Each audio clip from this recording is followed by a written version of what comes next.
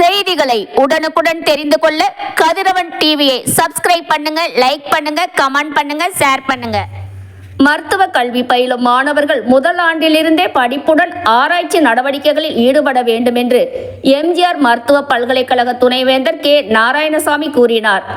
சென்னை மேற்கு தாம்பரம் ஸ்ரீ சாய்ராம் சித்த ஆயுர்வேத ஹோமியோபதி மருத்துவக் கல்லூரிகளின் தொடக்க நாள் விழா புதன்கிழமை நடைபெற்றது. விழாவில் சிறப்பு விருந்தினர் துணைவேந்தர் கே. நாராயணசாமி பேசியபோது, நோய்களை குணமாக்கும் சித்த ஆயுர்வேத ஹோமியோபதி மருத்துவ முறைகளை மாற்று மருத்துவம் என்று குறிப்பிடுவதை தவிர்க்க வேண்டும். அந்த மருத்துவ முறைகளுக்கு உரிய மரியாதை வழங்க வேண்டும் என்பது எனது தனிப்பட்ட கருத்து.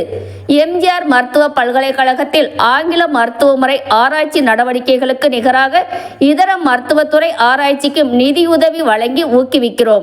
சித்த ஆயுர்வேத ஹோமியோபதி மருத்துவ கல்வி பயிலும் மாணவர்கள் ஒருங்கிணைந்து ஆராய்ச்சி நடவடிக்கைகளில் ஈடுபட வேண்டும்.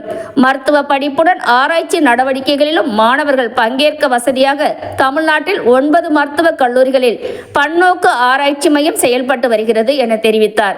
விழாவில் ஸ்ரீ சாய்ராம் கல்வி குழும முதன்மை தகவல் அதிகாரி நரேஷ்குமார், அறங்காவலர் சதீஷ்குமார், சித்த ஆயுர்வேத ஹோமியோபதி மருத்துவக் கல்லூரிகளின் இயக்குனர் வனிதா ஆர். விஜயகுமார், கல்லூரி முதல்வர்கள் கலந்து கொண்டனர்.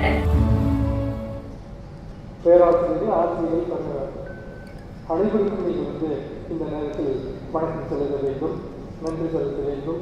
என்றென்றும் உங்கள் மனைவி உங்கள் நினைவில் வைத்துக் கொள்ள வேண்டும். மூன்றாவதாக, நீங்கள் ஒரு பள்ளி பருவத்திலிருந்து கல்லூரி பருவத்திலிருந்து பள்ளி பருவத்திலிருந்து உங்களுடைய பள்ளிகளுடைய வெவ்வேறு நடைகள் இருக்கும், கல்வி வெவ்வேறு மாற்றங்கள் இருக்கும். பட் கல்லூரி பருவத்திலிருந்து கல்லூரியிலிருந்து வெவ்வேறு படிப்புகள் மற்றும் மாற்றங்கள் இருக்கும். இந்த கல்வி நிறுவனம் உங்களுக்கு ஒரு ஏணிப்படி கொடுக்கப்படுகிறது.